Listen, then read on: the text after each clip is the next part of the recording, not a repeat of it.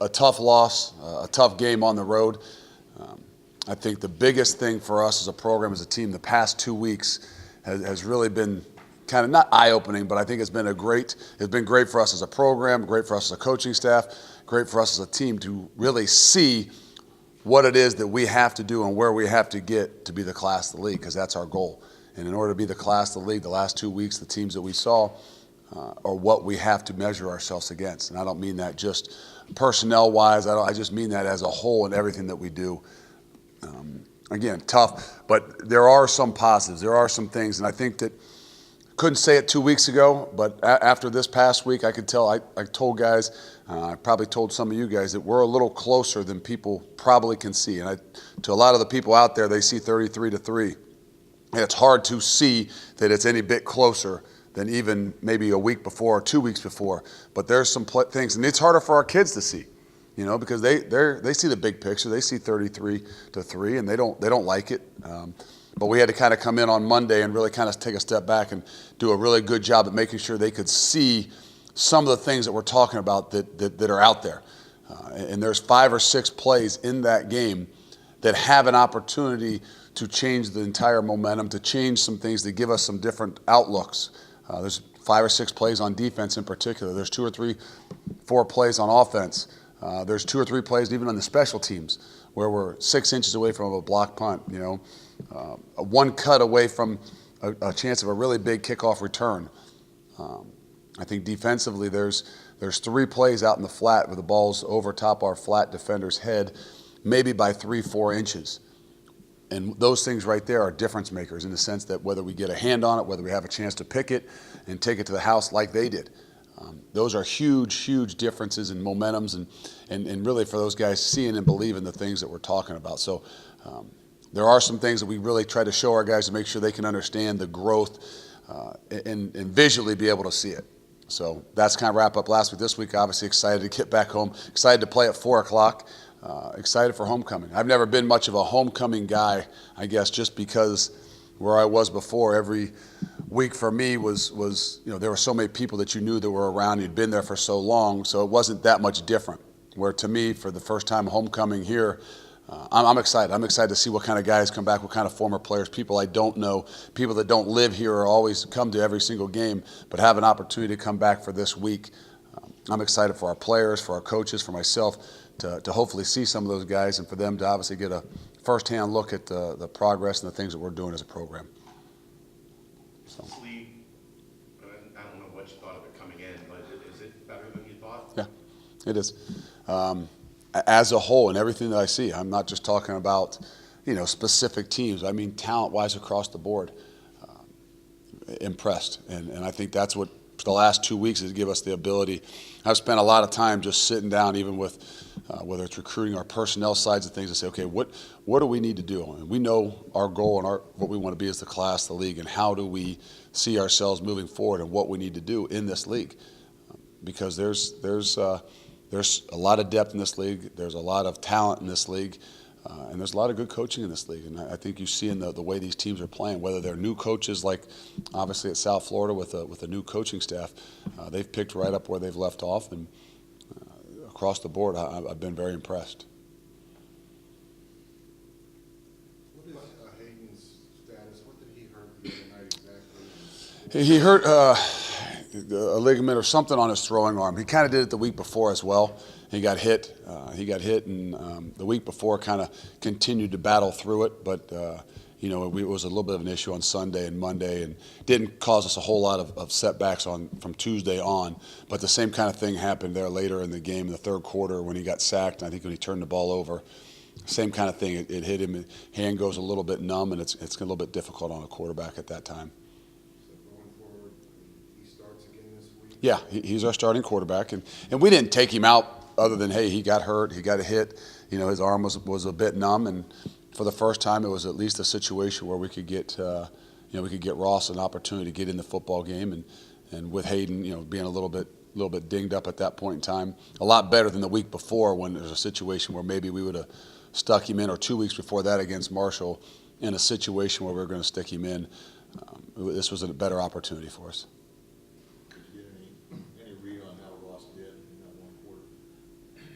Yeah, I mean, again, what I look at is just even the command of the things that we're doing. Was there 8 points put on the board? No. Was there, a whole lot of big? No, there wasn't. But the command of the things that he did, does he understand what he's doing? When you sit down, you watch his 17 plays. Can he explain to you what he's doing and why he's doing it?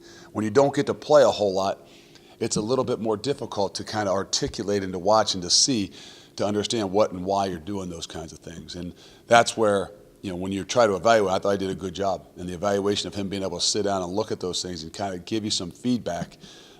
Disappointed. I told you the last, I think it was a fourth down, and he pulls the ball and throws it. We don't get it, and that's when I grab him on the sidelines, not pissed. Just they'll tell me exactly what and why. It's 4th and 1, and we're going to run the football, and yet we pull it. So tell me what and why. Bad mistake, not what we wanted. But he gave me an explanation that he understands the game of football, and I think that's where you're starting to see and hope and continue to see the growth of what he's doing too. When you say we're closer than people think, you know how most people are going to read that and think that's just, they won't believe it. No, it's okay, and they don't have to. They're no different than some of our 18 to 22. Seeing is believing. We all understand that. I see a lot better than I hear. Okay. I tell our players that all the time, but at some point in time, for us, we have to be able to show these guys what we're talking about, and what I'm talking about are some situations in the game, whether it's 6-3, whether it's 3-3. It's very simple. When we rip the ball out, ball's on their own 28-yard line. Our defensive end, Mark Wilson, rips the ball out of the guy's hands, is tackling the guy. There's nobody around. The ball bounces twice, bounces right back up into the hands of a guy who's sitting on the ground. You call it luck? I told our guys, it's not luck. Good things happen to people that have some momentum, that are hustling, that are doing things the right way. The ball bounced back to them. Who's to say it didn't take a left bounce? Well, we have 2 guys sitting right there. Now, we recovered a football. The ball's on the 28-yard line. Our offense has got the ball 3-3. Momentum is huge in games. And those are the kinds of things I'm talking about. Now, no, nobody has to sit there and believe, but our guys are the most important ones to be able to see those kinds of things. Because they got a pit in their stomach. They feel awful. Nobody wants to lose. They work their butts off. They've committed, they've sacrificed, they believed in the things that we've done and we've said, and yet they haven't had the results. So we got to find those things to be able to show them. And I tell them, it's not going to be handed to you. There's a play, first play of the second half or second play of the first half. All right? It's not obviously the situation of the game, but they try to throw the ball to the field side flat, and our Sam backer is, probably 3 inches over his head. With a ball that you'd say, quarterback, don't throw that ball, man. That's a pick 6 if you underthrow it by just 6 inches. That's a pick, not like that's a tip ball. That's one where there's nobody else out there. The guy can walk into the end zone. That's some of the closest. There's a 3rd and 13 in the game. The same exact thing happens. We reroute, guy's right there on the edge. The ball goes over his hands. It's 6-3. The ball goes over his hands by 3 inches in a ball that, if you're a quarterback coach or you're an offensive guy, you never do not throw that ball, because if that ball isn't a perfect throw, it's a chance to go 6 the other direction. It's 6-3, 3rd and 13. He catches it, breaks the tackle, goes for 35 yards, and they score a touchdown the next play.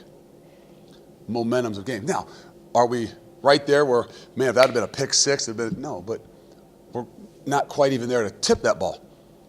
And that's what I'm saying. The next step is getting a hand on that ball. The ball goes out of bounds. It's 3rd and 13. They're punting the football. Now we got the ball back and we're going. So is there 2 steps? Yeah. But what I'm saying is, I couldn't say that last week. I couldn't say that there were those plays in the game where we had an opportunity to change the momentum to make it a different ball game. I couldn't say that 2 weeks. I couldn't say that 3 weeks ago. So those are the things that we'll continue to build upon. How would you evaluate your offensive line play? You're down the charts in rushing and throwing for a few yards. Yeah. How much of that is that? How have they played? Again, they're doing the things we ask them to do. We can always get better. If you asked 2 weeks ago, I thought they did a great job of protecting the quarterback. And even this week, they really did. I mean, I don't know how many sacks we gave up. But it's not money. It's not like he's completely harassed. The sacks we gave up were on all-out pressures. Yeah, and a lot of the ones that's an all-out pressure. Means they're bringing in an extra guy that you can block. So the O-line doesn't have much of an opportunity other than making sure we're letting the guy go that we're supposed to let go, so that we can read off of it, and that's on the quarterback. But we have to do a better job at running the football. But that's not just the O-line. That's kind of like saying, well, you got to do a better job at pass defense, so your back end's got to do a better job. No. The front end's got to do a better job too. They got to have better pass rush. They got to be discipline their lanes. They got to get hands in the face. They got to do all the things that we expect them to do. We got to run the ball better. Darn it, the O-line's got to block better. Well, we got to hand the ball off. So it's as a whole in the things we got to do. It doesn't just pinpoint to say, well, if we were playing better up front as offensive line, we'd be able to run the ball better. It doesn't. It's not 1 and 1 or 2 and 2 is 4. There's a lot of the things that go along with it. Yeah, and some of that's we got to hand the ball too, and we've talked about those things. Like we said with Ross. I mean, at the end of the game, it's 4th and 1. He's pulling it and trying to throw it. Is that really what we want to do? So you have some of those options that are built into your offense that sometimes can come back to hurt you at times too. And that's a part of the evolution to make sure knowing what we're doing and why we're doing it. There's a play if you want to see, I think it's 3-3 or maybe it's 3-0. And the one play that Hayden pulls the ball down where we're on the 15-yard line going in. Hayden pulls the ball and tries to run it around the left edge. He fakes the ball to Mike Boone. Pull it up. If he hands the ball to Mike Boone, there's nobody there. They all overrun. I mean, it's not like, oh, no, there's nothing there. Good blocking by the offensive line. I'm not saying it's a poor read by the quarterback based on what the defensive end did, but there are some of those situations where, hey, all in all, sometimes we just got to hand it off. And you just can't say, well, the numbers say to not do it. I know, but the numbers say to not do it, and if you hand it to Jared Dokes, there's a chance he breaks a tackle. If you hand it to Mike Boone, there's a chance he breaks a tackle. So we can't outsmart ourselves in some of those situations too. Talked about confidence on defense a couple weeks ago. Did you see them maybe start to get some of that back, only giving up 2 touchdowns to? Yeah, the idea is that when you see confidence, you see guys that are aggressive, and I think that's what you saw. We missed some tackles, and a couple of them that in turn really hurt us, but for the most part, even when they were missed tackles, they were missed with better leverage. They were missed with an aggressive approach, and that's where we got to continue to build. So, yeah, I think you saw some of that. You saw a little bit more of the belief in the things that they were doing. That next step is having those confidence to make those plays. And we've talked about it even as wideouts. You see some wideouts that just want to catch the ball, so when they catch it, they fall. It's that same thing defensively. All of a sudden, I just want to get my hand on the ball. I just want to tip it instead of having the ability to go get it. I just want to get the guy down as opposed to being an aggressive tackler. And I think we're seeing the progress.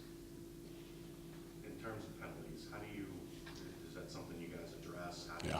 Yeah, we need, especially when you pride yourself on being disciplined and fundamentally sound. And the penalties are a big, big deal. I mean, they were highly penalized too, but I'm not worried about them. What I'm starting to see, yes, they're throwing maybe some extra flags that I don't know that I completely agree with, but nonetheless, we have to learn from them. And the foolish ones of delay a game, the foolish ones of, the center snapping, with a missed snap. We've had about 6 times. So we got to make sure as we move forward that we're not seeing the same things over and over and over again. The aggressive ones. 2 of the personal fouls I don't agree with, but then again, 2 of the personal fouls on them I don't agree with. There's a guy flopped on one. There's a guy that pushed a guy down on a kickoff that it's just a part of the game. And, the official calls a personal foul. I'm like, that's not a personal foul. I know it was on them and we got 15 yards, but it's not. So, nonetheless, we have to learn from it. Our kids have to make sure they understand. There's some things that we can't shoot ourselves in the foot. We got to do a lot better. So 5 teams you've lost to are 26-3 line. And now you have those behind you. And I know when you have 2 and 5 and 0 and 3 in the league, you're not in a position to say we got a better chance to beat it. No, I do. Yeah, we've had a meat grinder. We've had a run through it, and hopefully we can learn from it. That's the thing is, your ability to be able to thrive in those really tough situations and in storms like we've had them, and momentum and confidence and all those kinds of things are even a bigger factor than talent in this game, and we need to find a way. To not let what has happened in the beginning hinder us from continuing to grow, regardless of who we have to play. There's still going to be, like I said, the depth of this league is far greater than I think, I don't want to say I gave it credit for, but what really I think everybody around the country gives it credit for. Not that you could control this and use it as an excuse, but can you imagine maybe how your season would have been unfolding differently if the schedule had been flipped? Don't have a whole lot of time to think about those things. So, you know, maybe there's a hurricane that pushes it all and flips it around. I don't know, you know, and you know, your ability to, like you said, to generate and to create some things and have some positives. I don't know. I mean, if not, you got to look at it. This is adversity. Can do two things. It can crush you, or it can make you stronger.